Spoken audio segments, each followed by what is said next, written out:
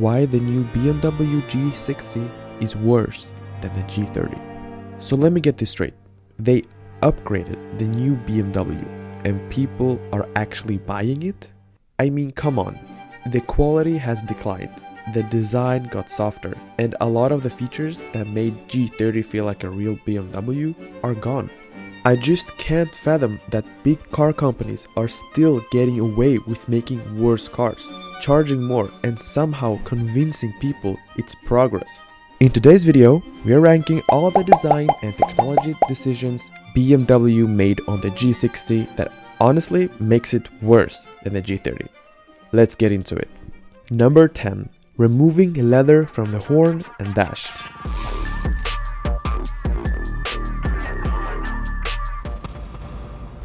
Yeah, you heard it right. The G30 had this luxurious feel when you touch the horn area. And the dash. Soft premium leather. Little details that made the cabin feel upscale. G60, it's cheap feeling and flat.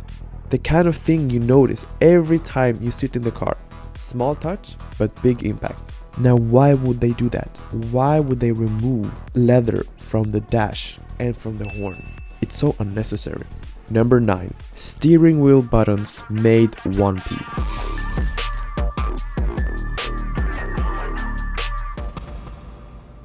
In the G30, every button on the steering wheel felt tactile, solid and separate.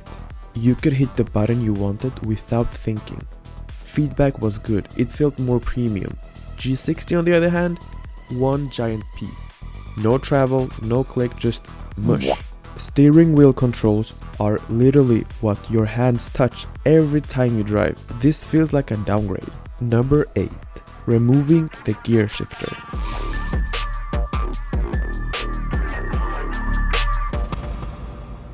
This one hurts because the G30 had classic gear shifter. Prestige, satisfying, you felt like you were controlling the car.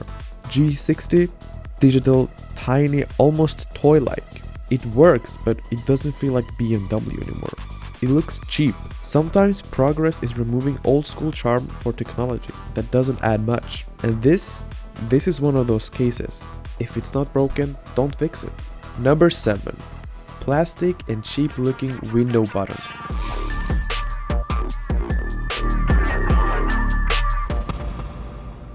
Seriously, look at them. The G30 had even options to have metal, elegant and perfectly positioned premium feel buttons. The G60, they're just flat plastic, sloppy design and almost cheap looking. I mean, I thought this was from a Volkswagen first time I saw it. When you noticed details like window switches feeling cheap, it makes you question the overall design and interior quality. And yes, it's annoying every time you roll a window down. You just touch those horrible plastic buttons. Number 6. From luxury seats to Toyota looking seats.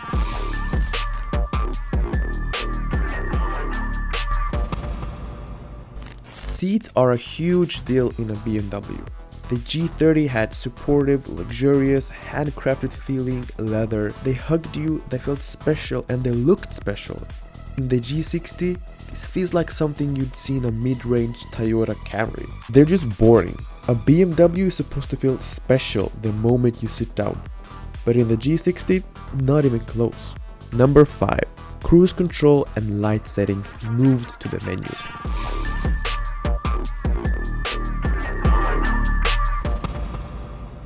This one's just lazy design. The G30 had physical buttons, easy to reach. You could adjust cruise control or lights without taking your eyes off the road. In the G60, they're buried in menus on the touchscreens. One misstep and you're scrolling through pages and pages just to turn on a light. BMW, convenience matters. Why take it away? It's so unnecessary and cheap. Number 4. Removing climate control buttons.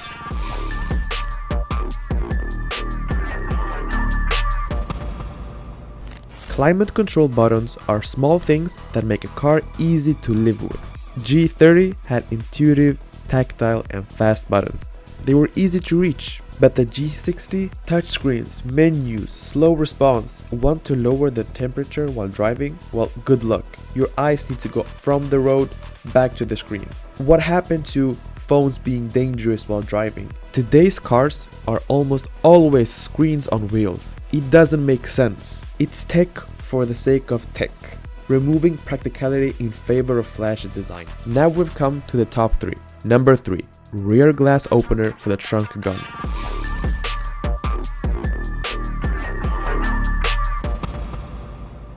This one was iconic BMW signature because little things like that matters. The G30 had a manual rear glass opener. You could open the back hatch quickly if you wanted. Put in your stuff and just close it and you're done. The G60, not there. Instead, there's nothing.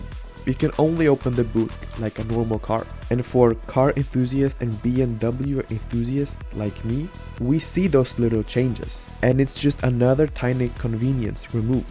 Another downgrade for daily usability. Number 2. No rear ambient lighting on doors.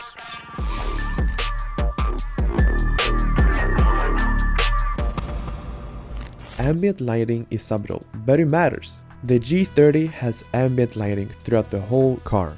The rear passengers get soft, elegant lighting on the doors that add the premium feeling. And I agree, nowadays almost all the cars on market have ambient lighting.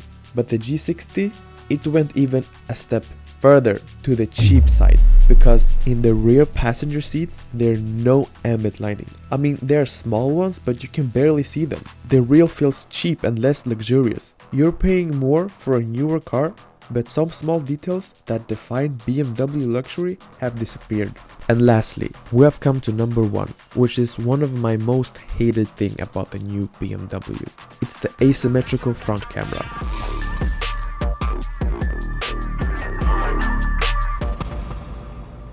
Okay, this one is a biggie for tech enthusiasts, but the front camera placement in the new G60, it's asymmetrical. It looks awkward, it feels off-center, and it just bugs my mind. I can't take it off my eyes, I can't stop looking at it.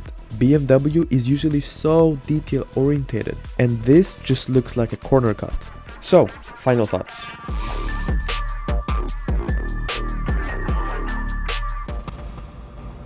Is the G60 a bad car? Not really. It has more tech, more power, and more modern safety features than the G30. I agree. But if you're a BMW fan who loved the driver-focused premium feel of the G30, the G60 feels like a step backwards in quality and attention to detail. Leather removed from the dash, seats feeling cheap, physical buttons replaced by menus. These are small things that add up to a big disappointment. It's a lesson in how sometimes upgrading a car actually takes away what made it special, and yet people are buying it. It's fast, it's modern, it's shiny, but if you ask a real BMW enthusiast, the G30 still wins in feel, quality, and soul.